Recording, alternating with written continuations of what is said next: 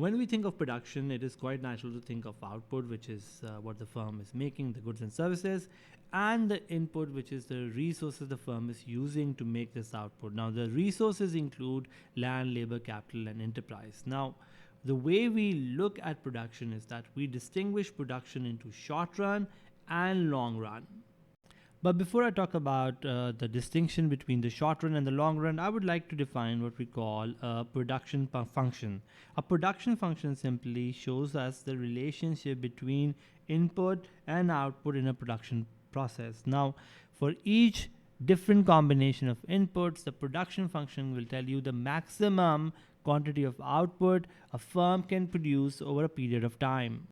This also means it tells us that amount of output that we can get from every combination of factors, assuming that the most efficient available method of production is used.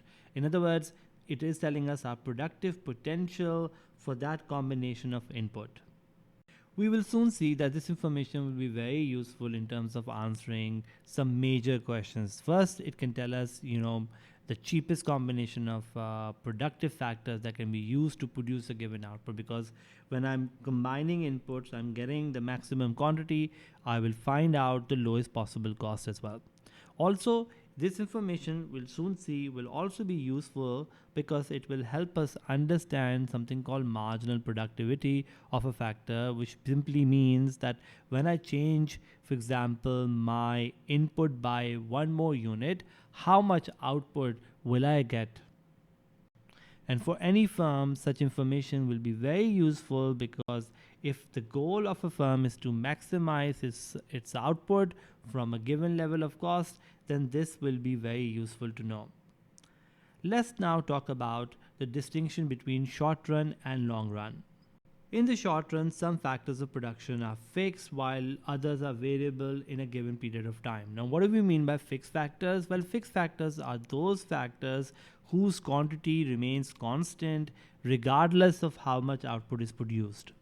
For example, if I am teaching a class, then the class that I'm teaching may have a projector, may have some seats, may have some, fixed factors that are not changing despite the number of students that I teach. I have 2 kids or 5 kids or 6 kids or 25 kids. The number of screens and projector that I may have may still remain as one, as I do not need 2 projectors, for example, when I'm teaching more than 2 or 3 kids. So the idea goes this, that a fixed factor is one that will stay constant despite how much output we produce.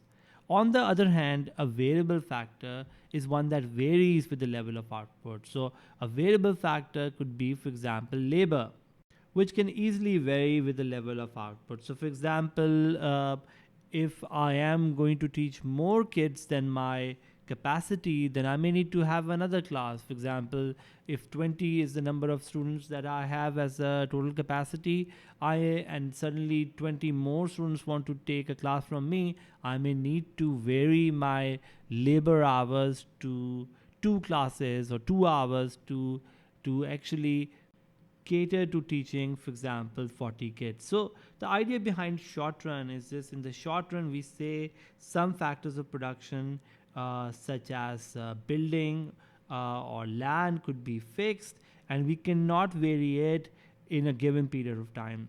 While in the short run, other factors are variable, such as, for example, labor, or it could also be input that we can increase whenever we want to increase the level of output. So short run is defined as a period of time where at least one factor of production is fixed, and output can only be increased through what we say increasing the variable factor of production. Now, this condition that we put on the short run is something that we do not put in the long run. So long run is defined as a period of time which is long enough for all factors of production to be varied. For example, I can vary my land, I can vary my building, I can vary any factor of production that I want to vary in order for me to produce more output in the long run. So when firms are making decisions in the short run, there is nothing they can do about their fixed input. they are kind of like stuck with it.